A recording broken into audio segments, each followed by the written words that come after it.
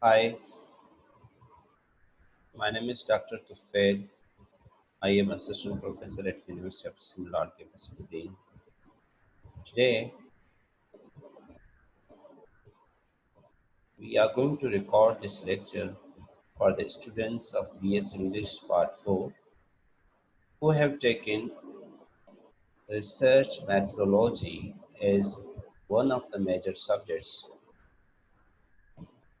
And in this class, we would talk about different epistemological and ontological perspectives and approaches considered when we are going to conduct the research.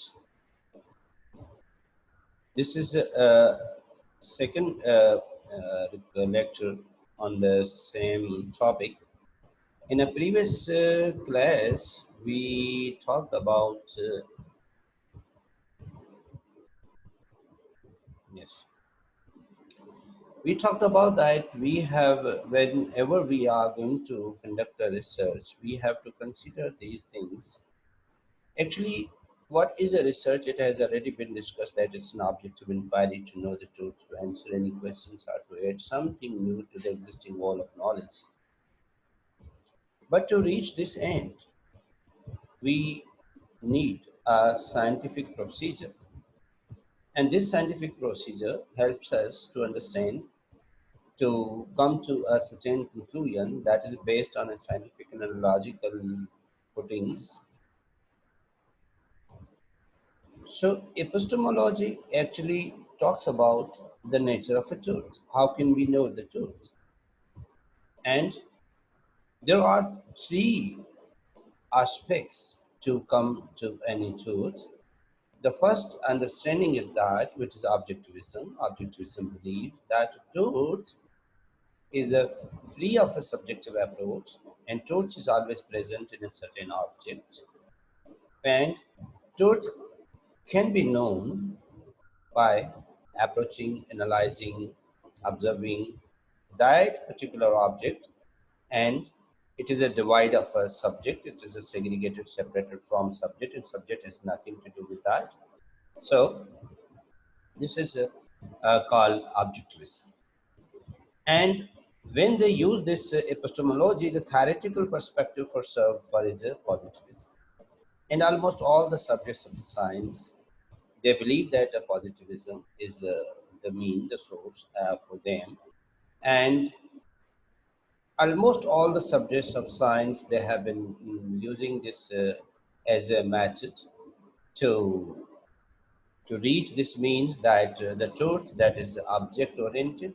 And whenever we want to know the nature of any truth, we need to come in the contact with the very object we want to understand or to know. And truth is present there. For example, is it a soft and hard? The object would tell us that whether it's soft and hard. We can't decide, we can choose, but that is with the object itself. So that is a one way to reaching at truth or to conclude truth. But then again, there's a second approach that is called constructivism. And when we say constructivism, that is a bit a kind of a truth when it is not just a divide, it is not completely dependent on a subject, but when the subject and the object they come into the context. For example, whether the teacher is in the class or not, that would fall into the category of objectivism. Whether teacher is teaching or not, we can go, we can observe, we can check that whether teacher is teaching or not. That would fall into the category of objectivism. But if you want to know that whether teacher is teaching properly or not, so for that, it is necessary that the subject and the object must come into interaction that would reveal, that would decide whether there is interaction, whether he is teaching properly or not. I'm a teacher. This is would fall into the domain of objectivism. But if I say I'm a good teacher or bad teacher, that would only be decided once any student who comes in my contact, who studies with me as a student, who learns, who takes classes with me, then he can conclude whether I am good or bad. So, this constructivism is a kind of a tool that is not only present, that can't only be understood with the help of a subject, with the help of object, but it could only be understood when the subject and the object they interact. So, this society is good or bad. It is not just objective truth that you can go and you say that this society is a good, but you can only decide once you come in contact with that society. This book is a good and bad, you can say that, but yes, you can say that it is a book. It is observable truth, and it is objective, and you can decide that yes, it is a book. But this is a good book. You can decide it's good or bad book until you go through the content of that book you study, and then you conclude whether it's a good book or a bad book. So this is where is a constructivism, and then there is a subjectivism. Subjectivism is a type of a tool that subject imposes on the object. Means any subject says something, relates something with any object, that is a kind of imposition on the part of the subject. So we have a three ways and means to come across the truth, either objectivism or constructivism or subjectivism. Objectivism believes that fact, truth, reality that is present in the object, and object itself is sufficient to determine any truth, any fact. Whereas the constructivists believe that no, there is a type of a truth, there's a type of fact in reality that cannot be decided only by the means of object, but we also need the interaction between subject and the object would translate into a certain solution where we could understand that whether it's good or bad, right or wrong, and whatever. But for that, it is necessary the subject and object, both subject and object, they interact. Whereas this subjectivism, it believes that no, reality is what a subject imposes on an object, and then it becomes a kind of a fact or reality, and people start believing, accepting this thing. So when we talk about the positivism, positivism has remained a dominant approach, and initially when there was a period of enlightenment, especially after Renaissance period in English in Europe, that all these developed nations and countries, they started to conduct their studies and research in the field of science, and for science, positivism was a sacred method, and any violation or any deviation from this method was considered to be a sin. And if it reigned or ruled over the academia for more than two and a half century. And later on, there came the different approaches of constructivism and subjectivism. That no, it's not only the object can determine the reality, but our subject is there.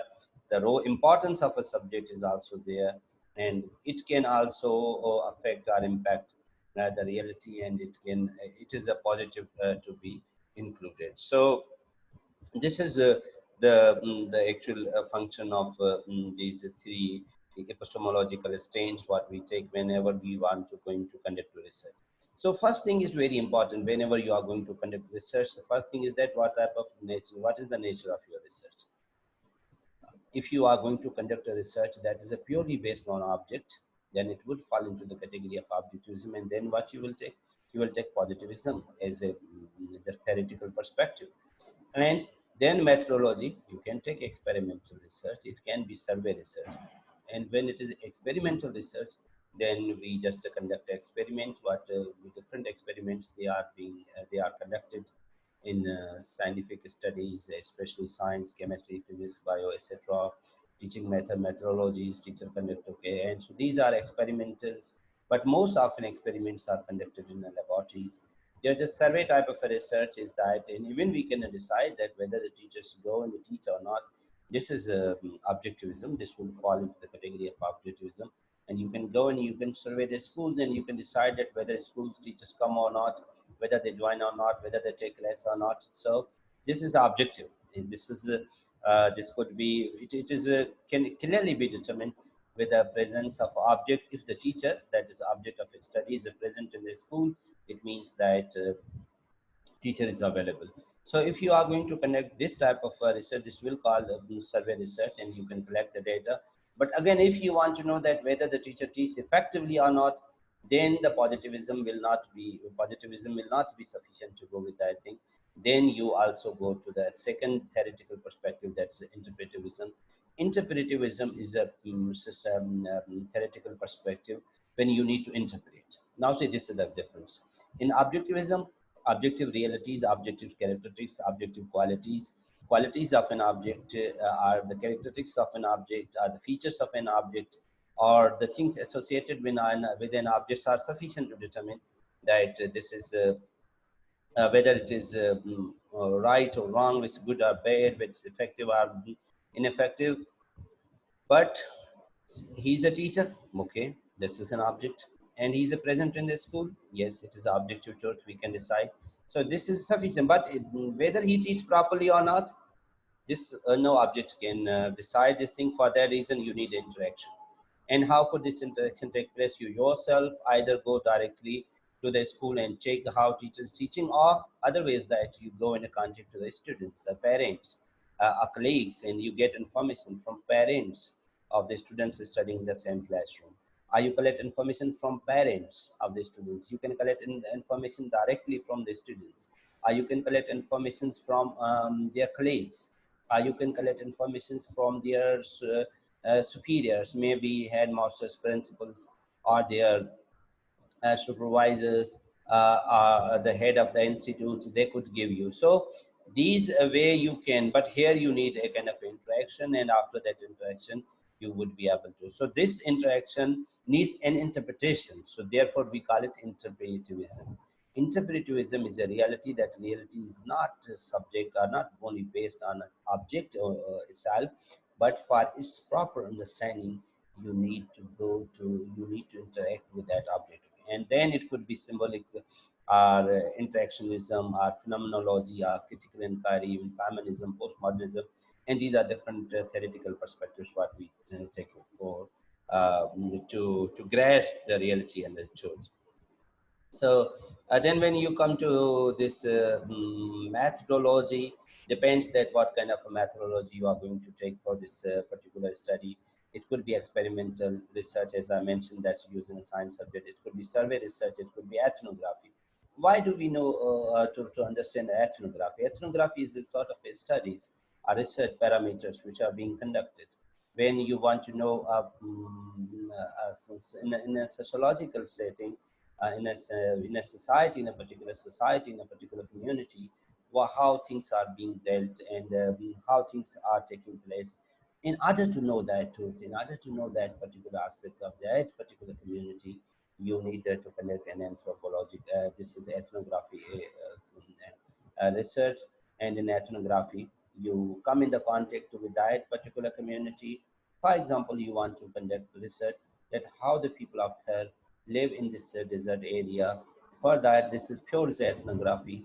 For that, you can decide, you can choose. Only the object can't decide, but you would go and you will come into the that interaction with that particular ethnographical component, and then you try to understand. There are various studies, different people, African peoples, Jewish people, Christian peoples, Muslim peoples, and how these that things have been associated with that particular communities or groups, that they are a type of ethnography, and they help us. Okay. And then phenomenological research is that it depends on a particular phenomena. And what is this phenomenon? Phenomenon, I mean that this is a particular stage that is just specific in a particular conditions or circumstances. Then we just refer it as a phenomenon. So you know that even teaching itself is a phenomenon. Taking exam is a phenomenon, and that may be different. Taking exam here in Badin and taking exam in London.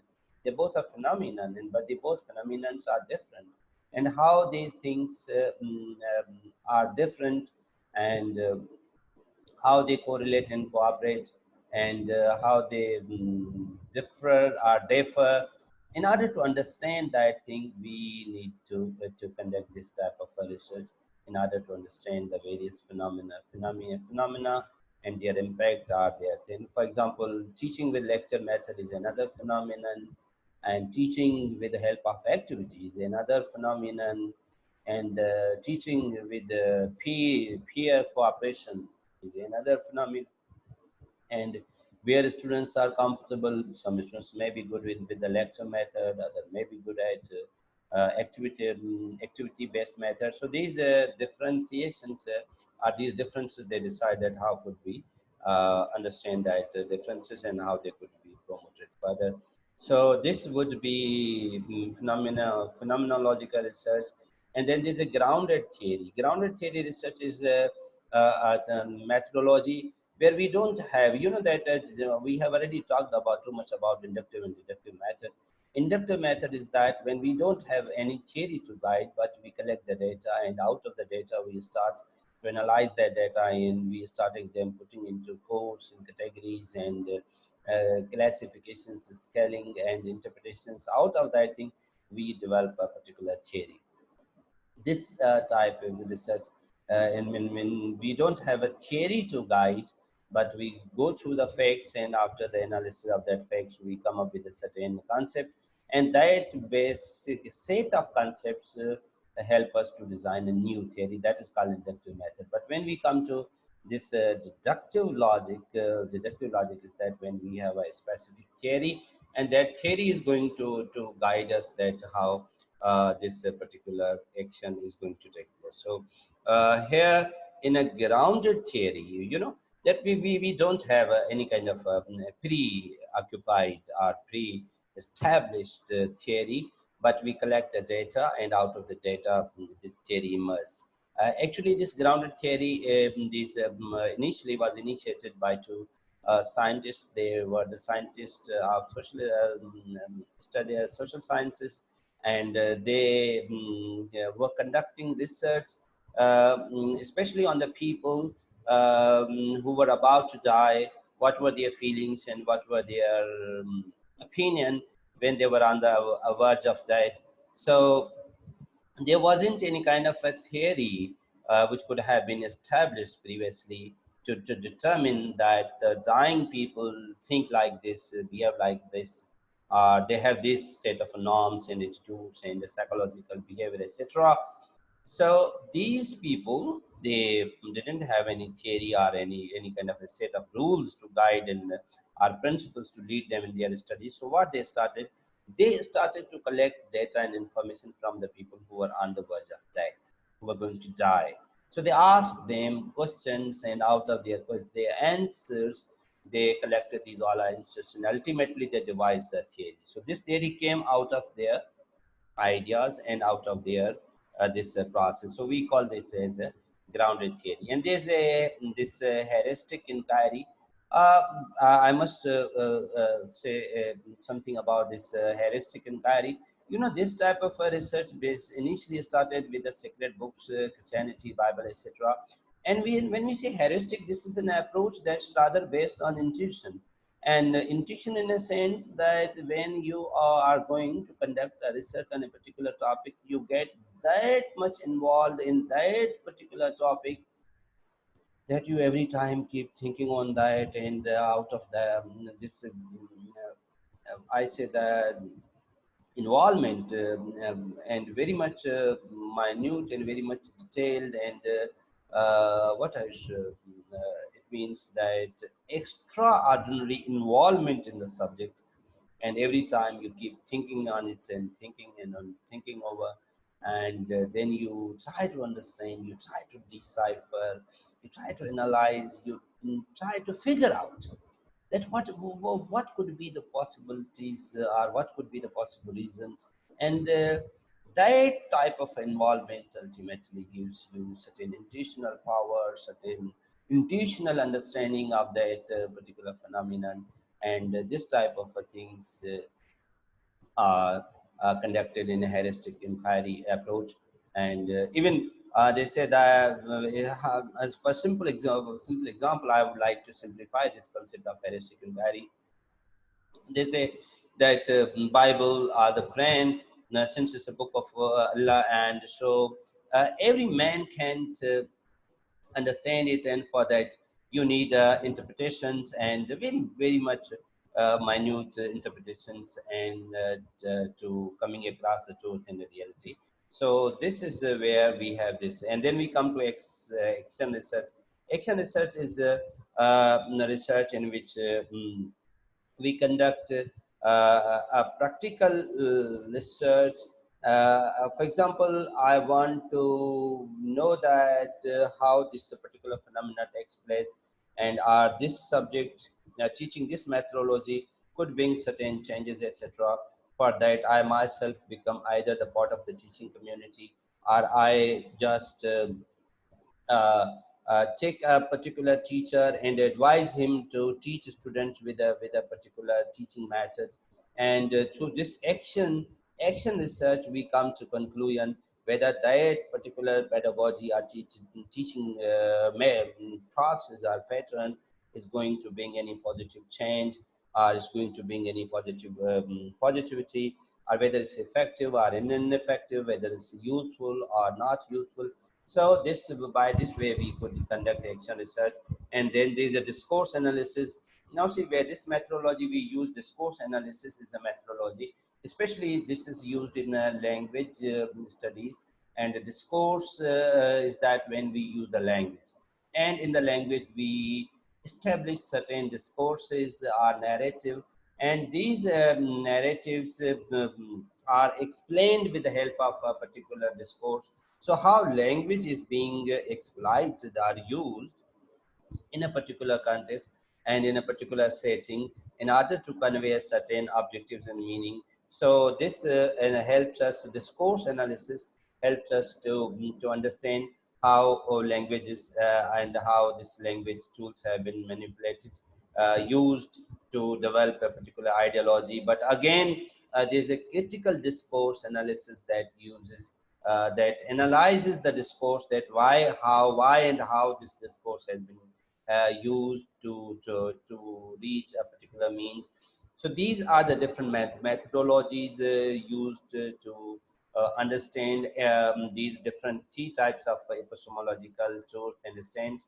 Then now you come to methods. When you are going to conduct a research, you have a different ways to collect the data. You know, research is based on data, and this data is being the data is collected, and this data is analyzed, and on the basis of data, the results and findings are concluded. So this data must be collected through proper ways and means, and we come to sampling. The job of sampling is that I have given a detailed lecture on sampling, different probability and non-probability sampling in my previous videos. And then so you collect, so we conduct a sampling. Why do we conduct sampling? Because we have the population we are going to conduct the research. That is a broad population, a large population, and we cannot collect the response of every individual involved in that studies. Therefore, sampling is a very scientific way to get the information. And during these samplings, whatever the samples we choose, they must be representative of that population. For example, I want to conduct research on the teachers of whole Badin district. Now, it is a difficult. There are 10,000 are 15,000 teachers. It's really difficult for me to go and contact every teacher in a person and get the information. For that reason, I conduct this research sampling. I conduct this sampling, and this sampling is done that I select 10 teachers from from each UC, and ultimately, instead of 15,000, I have selected 300 teachers from entire district, and from every UC, I have taken 10 students, 10 teachers. Five are male teachers, five are female teachers, and I have also included teachers from the city, then teacher from the village side. This is how I will. These all samples, they are equal representative of their particular UC in the region, and this is how whatever this 10 teacher. would give me information. This information is supposed to be the representative information given by all the teachers of that particular union council. You see, are that these 300 teachers, whatever the information they give to us, this information is considered to be the representative information given by 10,000 or 15,000 teachers altogether. So, oh, sorry, altogether. So, in that sense, we try to conduct this sampling and this statistical analysis. We use this tool when the data is a form of statistics, and then this statistical analysis is conducted to understand and just analyze the data. And then we have a questionnaires. Questionnaires is also mean and source of collect information. If the researcher himself is not able or is not in a condition, or the nature of studies that he doesn't need to go to everybody, so he just prepares a questionnaire and sends that questionnaires to the respondents. He gets answers from that, and on the basis of that answers he concludes his studies. And then this observation, that is also one of the ways or means to collect the data, and this observation is based on the researcher himself, and during his personal visits to the field, or while interacting with that particular phenomena, whatever he observed, and he decides or he concludes as his studies on the basis of the data what he collects during observational period. We have interviews, that is also a source, and questionnaire and interview, they are many ways similar and different. Questionnaires is a kind of a questions what we ask in a paper, and the interview are the questions what we ask a person in person. And interview can be closed questions or open questions interview. So is the case with the questionnaire. Questionnaire can be closed questions and open question. Closed question is that uh, uh, what do you think about your school? Excellent, good, better, fair. That is closed, okay? And then you don't give them option. But when there's open questions, then you ask that what do you think about your school? Now the respondent is free to give his answer. So we have open-end questions, we have a closed-end questions, and we need to be rational when we are going to conduct these type of a questionnaires in studies, because if all the questions are open-end questions, then the informations will be uh, just large in its magnitude and very vast, and it will be very difficult to control that data, to again classify, categorize, and come to certain conclusion. But if that questionnaires are to somehow they are closed targeted question. So in targeted question, what happens that you don't give opportunity to respondents to deviate from the original topic what you want to know. So then every answer that comes very closer to the study what you want to conduct, or what the fact what you want to know, that is a more scientific approach in that sense.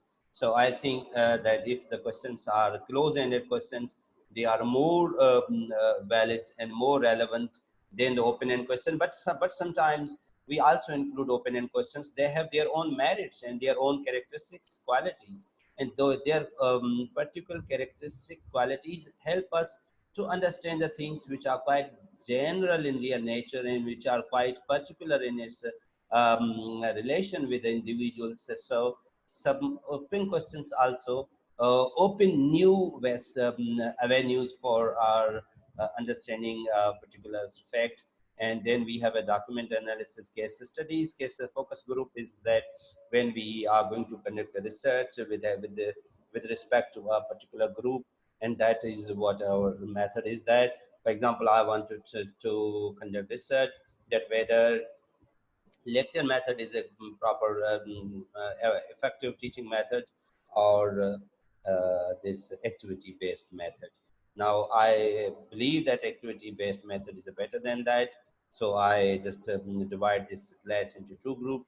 One group is taught with the traditional lecture method, other group is taught with the activity based method. So activity based method is a focus group, and the other group is just ordinary traditional group. We give equal time, equal attention, and equal opportunities, and then same book and all other variables are controlled, and they are taken care of. Only one variable is a different. In one class we are using traditional lecture method, in other class we are only using activity based method. So one variable is a control, and now this activity based method is our focus group, and we want to just see at the end what result comes, whether this is so. Whenever the new studies are conducted in the field of medical, etc., they are a particular focus group. And now even this COVID-19, when this vaccine would be designed, this vaccine would be applied to a particular people, and that would be the focus group, and we would be the scientists.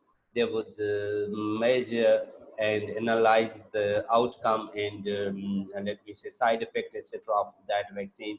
And once they get satisfied that everything is a safe and it's not going to bring any kind of manipulation in the DNA properties, etc., then they would publicly announce to use that particular vaccine for COVID-19. So this is in that sense, okay, we have these focus groups in the research studies, and then we have a content analysis.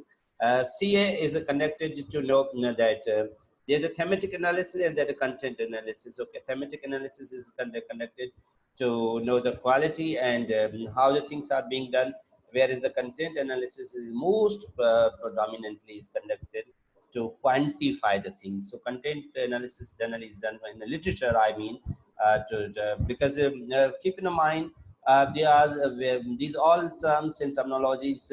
Sometimes they get confusing in a sense that these all terms and terminologies are used by different disciplines. Now, maybe when you are studying postmodernism in a this is sociology, or in the political theories, then their stance may somehow vary from the stance in the literature. So is the case with the structuralism and post-structuralism in the literature. Be careful when you are going to deal with these concepts and theories in the field of research, because every subject has its own limitation, and that particular vocab is connected to this that particular discipline. And what here I am going to discuss in this class, I am going to discuss this thing, the research that's conducted in the field of English and the literature, and how these terms are used there, and somehow the general examples what I quote, they are only for the understanding of this thing. So this was the just the basics of these ontological and epistemological sense of things.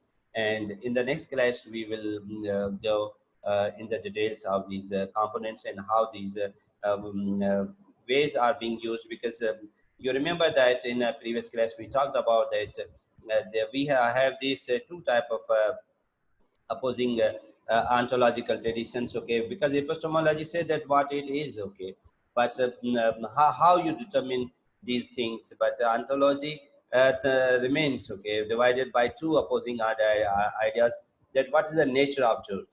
So this nature of truth is decided by the on the basis of this ontological, okay. Now see, in this previous class we talked about this epistemology and the ontology, and this epistemology basically talks about what things are and how can we understand, but ontology talks about the nature of those things, that what is their nature, and how we come to that particular things. So what is the nature? That's very important. I mean, the existence of things, but how do you conclude that existence of the things? That is the epistemology. So ontology is the study of a being that is in the nature of existence. Okay, how things, what is the nature of existing things? And once you have decided that this is good and bad, okay, this is your epistemological stance. But again, the question remains that on what basis you have said that this is good, and what on basis you have said this is bad. So we would also consider the epistemological methodology or epistemological stance, theoretical perspective you have tried, you have leveled to this thing that is good or bad. Okay, ontology says that what things, but this ontological thing is also existence. The nature of existence is also divided into two groups. Okay, and these things. Okay, ontology is a study being that it is the nature of existence, while ontology embodies understanding what is. Epistemology tries to understand what it means to know. Okay, चीजें हैं क्या, ये अंटोलॉजी बताएगी, लेकिन उसको मैं आपको क्या समझना चाहते हैं, ये try to understand what it means to know, ये इससे आप क्या सीखना चाहते हैं, क्या समझना चाहते हैं, कैसे सीखना चाहते हैं. Epistemology provides a philosophical background for deciding what kind of knowledge are legitimate and adequate. So, you know, in a present time, epistemology is a really wonderful field of philosophy that helps us to understand the truth, the reality, the nature of reality. And believe me, so many type of ideas they are present in our society. They were the reality of that. The people thought it. They were taken for granted. So many superstitious ideas. But today we don't believe, but the people used to believe in the past, and it was an ontological fact for them because they consider that the nature of their things was that. But later on, epistemology challenged it and changed it, that it was not way whatever they had concluded in their past, what they believed and practiced, it was not true, it was not right. So in that sense, ontology is uh, just the whatever the nature of remains nature of the things. But again, this nature of things depends on the interpretations on the part of a subject. So we have a three way to go to the nature. चीजें हैं क्या, अब इनके तरफ जाने के लिए हमें देखने के लिए we have a this three way. Either you use this constructive paradise, or you paradigm, or you use that subjectivism, or you use objectivism. If you use objectivism, then you only analyze the object to determine the truth. But if you use a constructivism epistemological stand, then you interact with the object to decide what it is. And when you use subjectivism as a paradigm, then you impose. If somebody says that this is a beautiful house, this could be, but you have a three way to consider that this house is comfortable. One thing, it looks very beautiful. Okay, thank you. It is a objective the method, and you are using positivism as a paradigm, and you understand objectivism, that house is comfortable.